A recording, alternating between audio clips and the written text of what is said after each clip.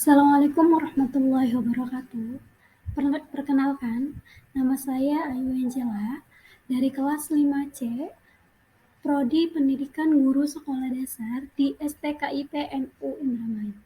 Di sini saya akan menjelaskan atau menerangkan tentang strategi implementasi manajemen berbasis sekolah untuk memenuhi tugas ujian akhir semester mata kuliah manajemen berbasis sekolah. Dosen pengampu yaitu Pak Dede Hadiansa MPD. Oke, kita langsung saja simak baik-baik video ini sampai selesai ya. Nah, sebelum ke strategi, apa yang kalian ketahui tentang MBS, manajemen berbasis sekolah? Oke, kita simak bareng-bareng ya di sini pengertian MBS. Manajemen berbasis sekolah. Manajemen berbasis sekolah ini ada 3 kata, yaitu yang pertama manajemen, berbasis, dan sekolah. Di situ yang pertama manajemen, artinya yaitu mengurus, memimpin, mencapai, dan memerintah. Sedangkan berbasis ini menyatakan suatu tindakan, keberadaan, pengalaman, atau pengertian dinamis lainnya. Nah, sedangkan sekolah salah satu bangunan atau lembaga yang digunakan untuk melaksanakan kegiatan belajar dan mengajar dengan berbagai jenjang pendidikan. Nah, jadi kesimpulannya, manajemen berbasis sekolah merupakan salah satu model sistem pengelolaan sekolah yang memberikan kewenangan lebih luas dan kekuasaan lebih banyak kepada institusi sekolah untuk mengurus kegiatan sekolah sesuai dengan potensi, tuntutan, dan kebutuhan sekolah yang bersangkutan tanpa bertentangan dengan ketentuan yang berlaku. Nah, itu pengertian dari manajemen berbasis sekolah. Nah, kita lanjut ke strategi implementasi manajemen berbasis sekolah. Tentunya strategi implementasi manajemen berbasis sekolah ini harus melibatkan semua pihak sekolah dalam pengambilan keputusan. Jadi ketika menentukan strategi sekolah untuk meningkatkan mutu pendidikan melalui penerapan manajemen berbasis sekolah atau MBS dilakukan bersama-sama. Strategi implementasinya aja juga bisa berbeda-beda antara negara, antar daerah, bahkan antar sekolah dalam daerah yang sama pun bisa berlainan strateginya.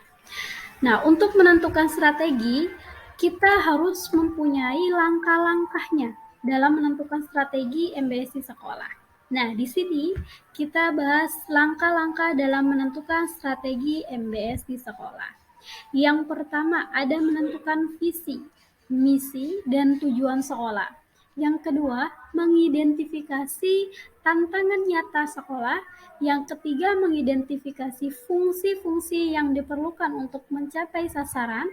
Yang keempat, menggunakan analisis SWOT untuk memecahkan persoalan dalam menyusun rencana dan program sekolah yang mana untuk meningkatkan mutu pendidikan.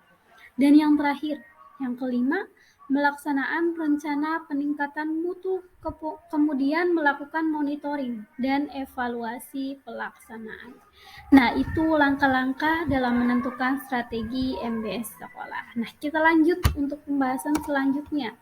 Nah, di sini ada strategi pencapaian program sekolah. Jadi, strategi pencapaian program sekolah ini dapat kita lakukan dengan cara sebagai berikut. Yang pertama, ada penguatan profesi dan kedudukan kepala sekolah dengan membuka ruang kreatif mengacu pada aturan yang berlaku. Yang kedua, penguatan layanan belajar dalam kegiatan belajar mengajar menggunakan teknologi pembelajaran yang tepat menjadikan belajar lebih menyenangkan. Yang ketiga, ada penguatan manajemen sekolah pada semua unit kerja sekolah. Yang keempat, penguatan networking sekolah baik pada pemerintah maupun stakeholder lainnya. Yang kelima, ada penguatan sarana dan fasilitas pendidikan yang standar dan layak pakai. Dan yang keenam, yang terakhir, ada penguatan sistem sertifikasi kelembagaan maupun personal dalam dan evaluasi menggunakan teknik-teknik yang standar. Nah, itu ya strategi penerapan MBS agar dapat meningkatkan mutu pendidikan. Nah, di sini ada juga nih strategi penerapan MBS agar dapat meningkatkan mutu pendidikan. Di sini ada 4. Nah, yang pertama, salah satu strateginya yaitu menciptakan prakondisi yang kondusif untuk dapat menerapkan MBS, yakni peningkatan kapasitas dan komitmen seluruh warga sekolah, termasuk masyarakat dan orang tua siswa. Upayanya untuk memperkuat peran kepala sekolah harus menjadikan kebijakan yang mengiringi penerapan kebijakan MBS. Yang kedua, di sini ada membangun budaya sekolah, school culture yang demokratis, transparan, dan akuntabel.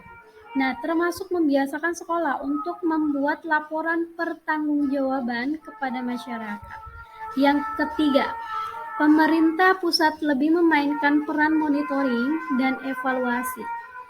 Dengan kata lain, pemerintah pusat dan pemerintah daerah perlu melakukan kegiatan bersama dalam rangka monitoring dan evaluasi pelaksanaan MBS di sekolah, termasuk pelaksanaan block grant yang diterima sekolah. Nah, yang keempat, yang terakhir, mengembangkan model program pemberdayaan sekolah, bukan hanya sekedar melakukan pelatihan MBS, yang lebih banyak dipenuhi dengan pemberian informasi kepala sekolah. Nah, itu pembahasannya ya, strategi untuk penerapan MBS agar meningkatkan mutu pendidikan. Nah, jadi hakikatnya implementasi MBS ini pemberian otonomi yang lebih luas kepada sekolah dengan tujuan akhirnya meningkatkan mutu hasil penyelenggaraan pendidikan sehingga bisa menghasilkan prestasi yang sebenarnya melalui proses manajerial yang mapan. Melalui peningkatan kinerja dan partisipasi semua stakeholder-nya juga penting. Sekolah pada semua jenjang dan semua jenis pendidikan dengan sifat otonomistiknya tersebut akan menjadi suatu instansi pendidikan yang organik, yang demokratik, kreatif dan inovatif, serta unik dengan ciri khasnya untuk melakukan pembaharuan sendiri atau self-reform. Jadi artinya dalam konteks ini, sekolah itu memiliki wewenang untuk mengambil keputusan, sebab keputusan akan benar sesuai dengan kebutuhan dan realitas proses belajar mengajar dalam konsep manajemen berbasis sekolah yang utuh.